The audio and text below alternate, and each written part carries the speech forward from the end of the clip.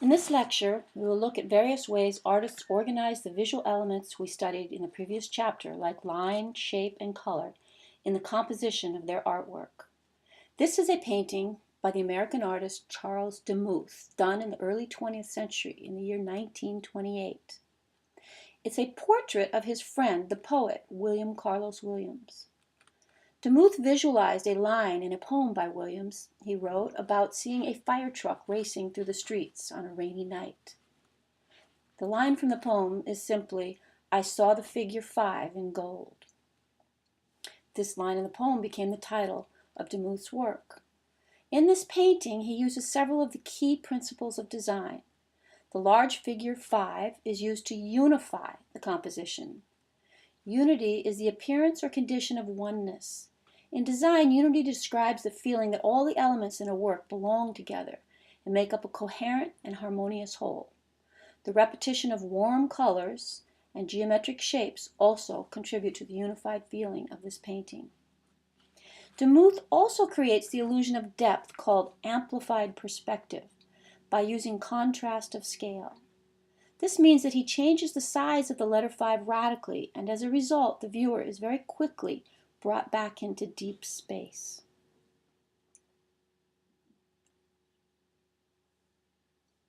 This is a digital artwork by the California contemporary artist Tim Hawkinson.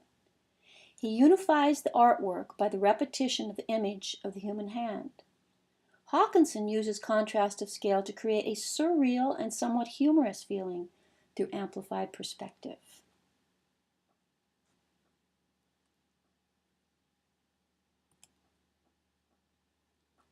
This is a painting by the American artist Jacob Lawrence, titled Going Home, done in 1946.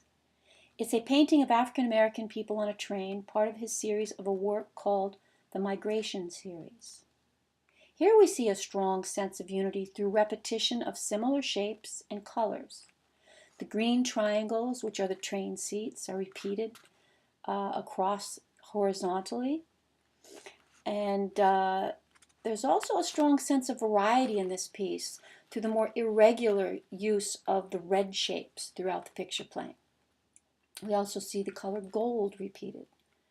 So similar shapes and colors unify the work and also create a strong sense of diversity or variety.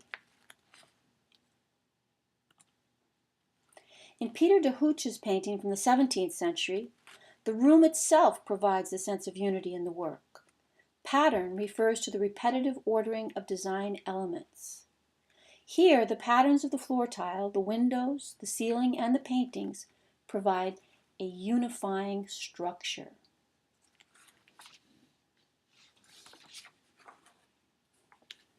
Matisse's red painting from the early 20th century is unified through the color red and also the lyrical patterns shaped like vines or trees repeated in the tablecloth, the wallpaper, and the trees outside the window. We also see a repetition of the color yellow in the lemons and the chair.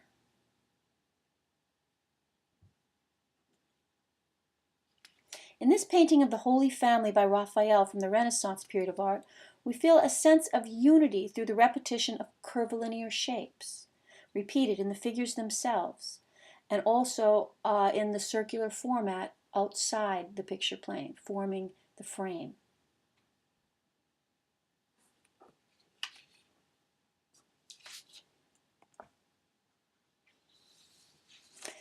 Balance in art is the achievement of equilibrium in which acting influences are held in check by opposing forces. When we look at art, we automatically create an invisible vertical axis down the center of the artwork. We instinctively have a desire for the two halves, left and right, to feel balanced. Our instinct for physical balance finds its parallel in a desire for visual balance. There are two types of balance that we'll be looking at. The first is illustrated in this Tibetan mandala and is called symmetrical balance, which is the near or exact matching of left and right sides.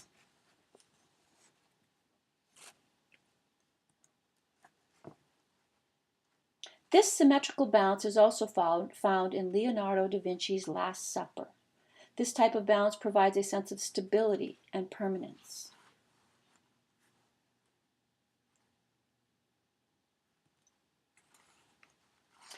With asymmetrical balance, the left and the right are not the same.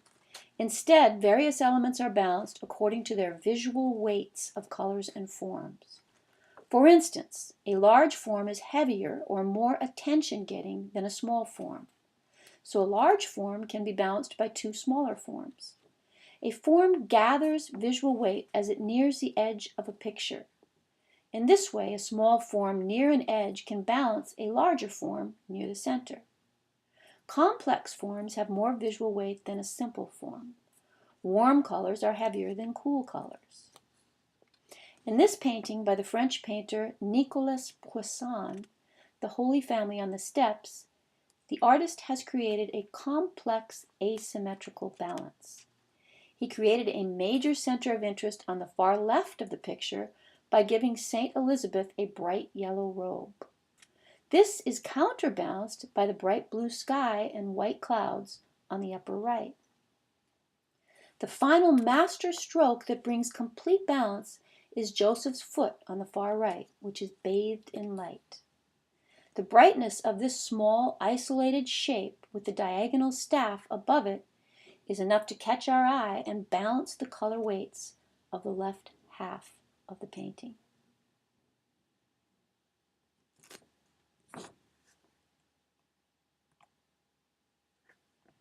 In Thomas Eakins' painting from the late 19th century, The Swimmers, the artist has balanced the complexity of the figures on the left with the lighter, warmer landscape on the right that has a strong sense of depth of space.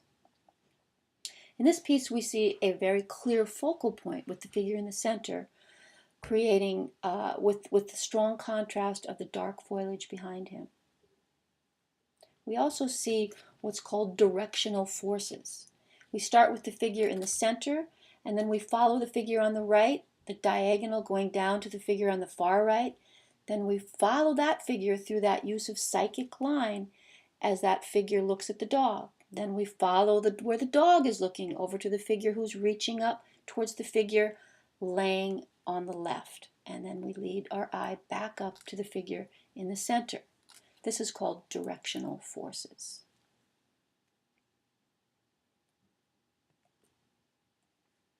This painting, The Dance Rehearsal by Degas, has a strong sense of balance. You can use this or the following slide, Jockeys Before the Race, or the next slide, Thomas Cole's The Oxbow, as an example when answering your question about how an artist creates asymmetrical balance.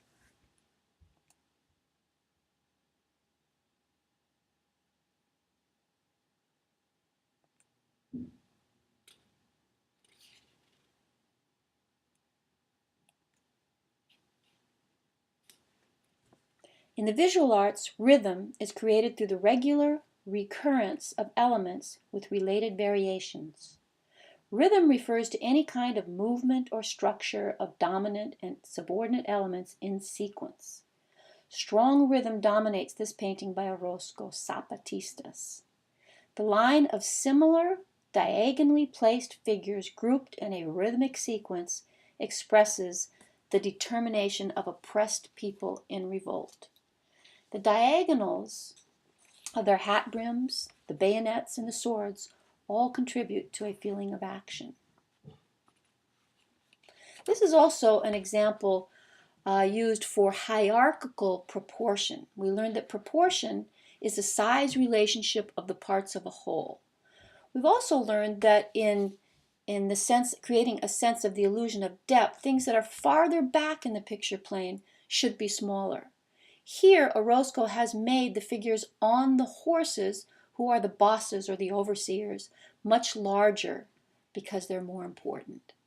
This is called hierarchical proportion.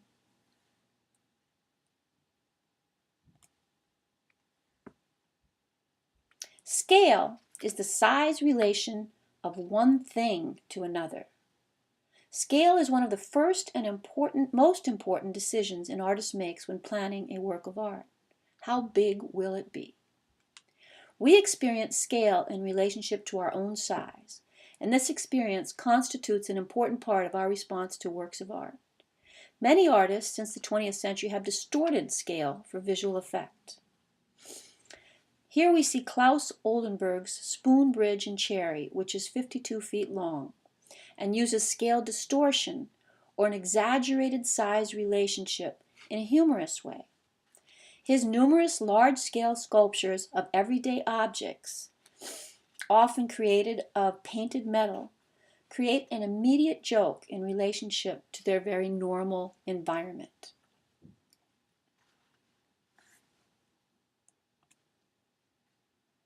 Do-Ho Suh creates a different feeling through his distortion of the use of scale. Here the multitudes of small figures beneath the huge pillar appear heroic, joining together to keep the heavy force from crushing them.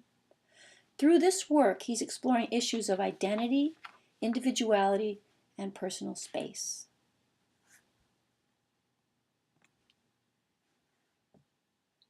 This artwork by Do-Ho Suh is from 2003 and is titled Karma. Through scale, in this piece, he's creating a charged environment and a sense of tension in the implication that the many small figures will be crushed by the hapless step of the larger scale figure walking through the room.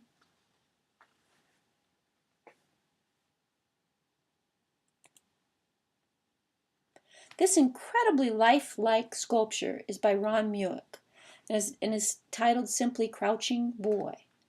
By making the figure so much larger than the viewer, Mueck creates a sense of awe and wonder, which is amplified by the super realism of the way that the artwork is made. This piece is so realistic that it even includes the hairs in the boy's legs, and you walk up to and you actually have to touch it almost in order to believe that it's not real. So the super realism really amplifies the believability of the work. In this sculpture by Mueck, entitled Two Women, he's made the figures slightly smaller than life, which makes the viewer feel more powerful in relationship to the figures in the sculpture. We feel more of a sense of empathy, and that the older women figures are more vulnerable by their reduced scale.